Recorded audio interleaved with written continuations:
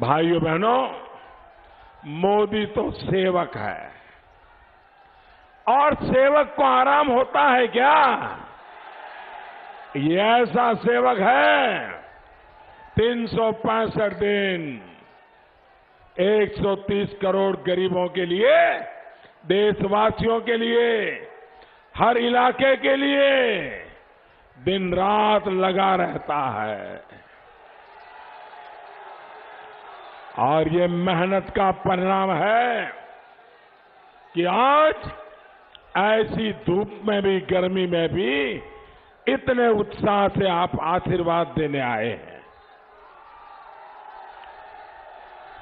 आराम की आदत जब किसी को लग जाती है तब उसकी राजनीति ही 30-35 सीटों तक सिमट जाती है।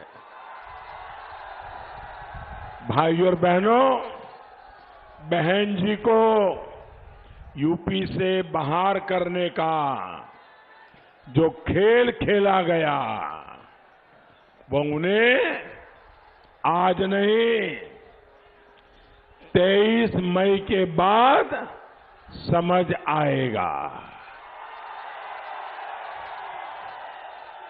याद रखिए, इस समाजवादी खेल के बीच जिन लोगों ने बाबा साहब आंबेडकर को भूमाफिया बताया,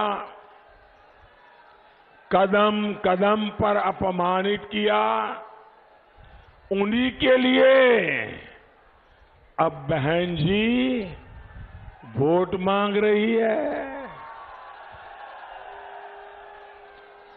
5 साल पहले ही इसी जौनपुर में बहन जी ने कहा था कि बाप से अधिक जहर बेटे में है। कहा था कि नहीं कहा था? ऐसा कहा था कि नहीं कहा था? बहन जी ने कहा था कि नहीं कहा था? बेटा ज्यादा जहरीला है, ये किसने कहा था? किसने कहा था? तो बहन जी जरा ये भी तो बताइए कि क्या अब आप उस जहर को गरीब, दलित, पीड़ित, शोषित, वंचित, क्या उनमें बांटने के लिए आटे लगे चक्कर काट रही हो क्या? साथियों, सपा हो या बसपा, इन्होंने यूपी में यही राजनीति की है। ये आपस की जातिवादी दुश्मनी के कारण यूपी के लोगों के साथ भेदभाव करती रही। ज्यादा दूर आपको नहीं ले जाऊंगा।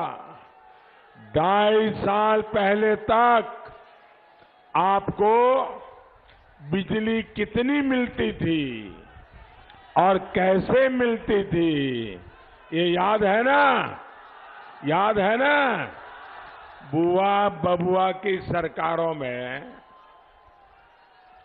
किसी जिले में बिजली सप्लाई सुविधा नहीं, स्टेटस सिंबल बन गई थी।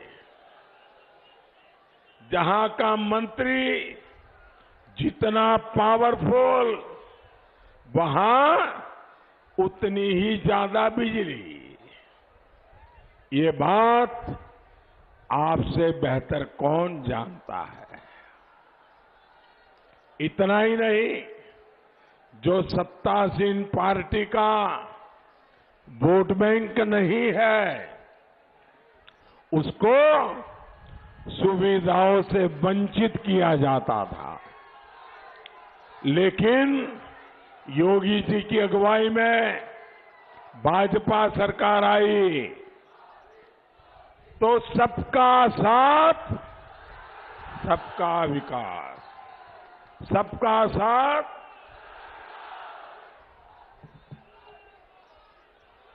इसी मंत्र से यूपी में समाज के हर तबके की, हर इलाके की, बिना भेदभाव सबके घर में बिजली पहुंच रही है।